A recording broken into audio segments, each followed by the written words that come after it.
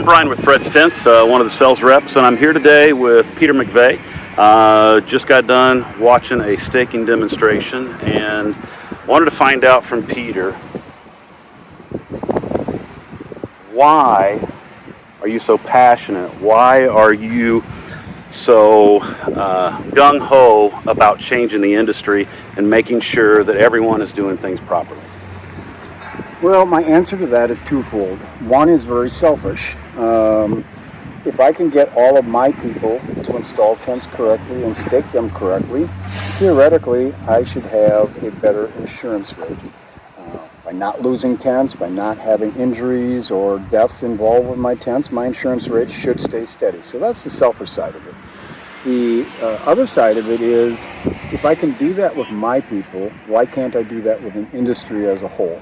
Why can't we get the industry as a whole to stop with the hand me down? Here, Brian, this is how we put up a tent, and then you hand it off to somebody else.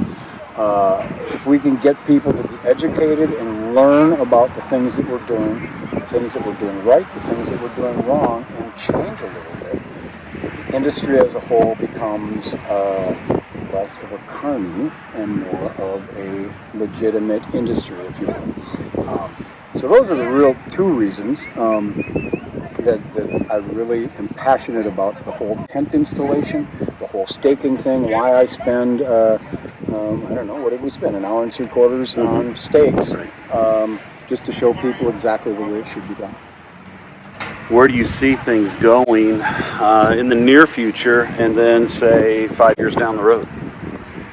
Well, if we back it up 5 years ago, one of the things that I said that I got kind of laughed about was that tent manufacturers were going to start selling tents naked, meaning no ropes, no web guides, no nothing, and that you would have to then choose what you want on the tent. And that's pretty much the way they are now. I saw the industry moving toward web guides. I think that was one of the best innovations we've had in a long, long time. As far as where I see the industry going, I think the industry is moving to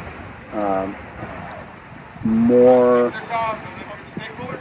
events that are complicated in setup and being able to accomplish that. More technique involved, not just drop the tent on the ground, drive a few stakes in, throw it in the air and call it done. Right. We're spending more time on technology and how to lay out tents, how to stake tents, how to tension tents. And I think once we get the whole industry on board with all of this, we're going to be a better industry as a whole. Okay. So, lastly, we're here up in the Chicago suburbs.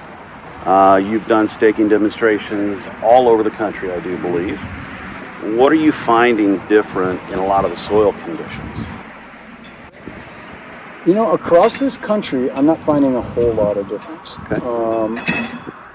Soil here, soil in South Carolina, soil in Wisconsin, soil in Louisiana, with the same moisture content, the same beautiful sunshine that we have today, it's basically the same. What's really affecting the soils is when it rains for weeks on end or when we drought for weeks on end. That will change the soil consistency, and that's why it's so important to test the soil when you put up a tent.